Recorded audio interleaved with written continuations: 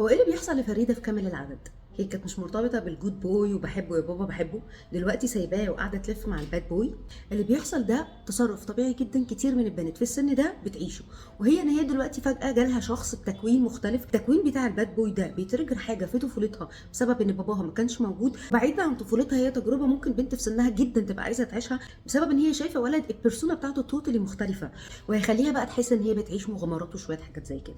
علشان كده احنا بنقول يفضل ان احنا ما بنرتبطش في العشرينات، لان لغايه سن ال 25 المكان المسؤول عن القرارات بيبقى لسه بيتكون.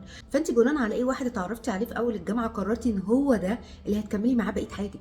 طبيعي تحبوا بعض، قضوا اوقات لطيفه في الاطار المجتمعي المتعارف عليه، لكن قرارات زي ان احنا بقى نبدا نرتبط وبنحضر الشقه، دي قرارات مش المفروض خالص تتاخد في الفتره دي. ليه؟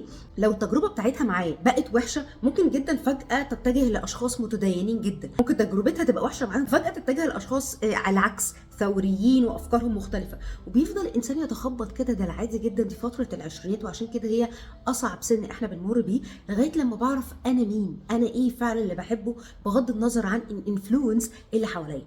الفيديو ده للبنات الصغيره، انا عارفه ان انت متاثره بكل صحباتك اللي ارتبطوا وقاعدين يحطوا ستوريز والكلام ده، وقاعده بتقولي وانا امتى. بس زي ما انتم عارفين الستوريز وحاجات اللي زي دي حلوه من بره، وبعدها بيعدي سنين، وزي ما احنا شايفين فنانين اخر فتره طلعوا اتكلموا عن تجاربهم اللي اكيد كانت من بره مبهره، ولكن على الحقيقه كانت سيئه جدا، واكتشفوا قد ايه ده خد من خبراتهم ووقتهم. انبسطوا، عيشوا سنكم، بس بلاش نتخذ قرارات مش المفروض ان احنا نتخذها دلوقتي الا لما فعلا نكتشف احنا مين.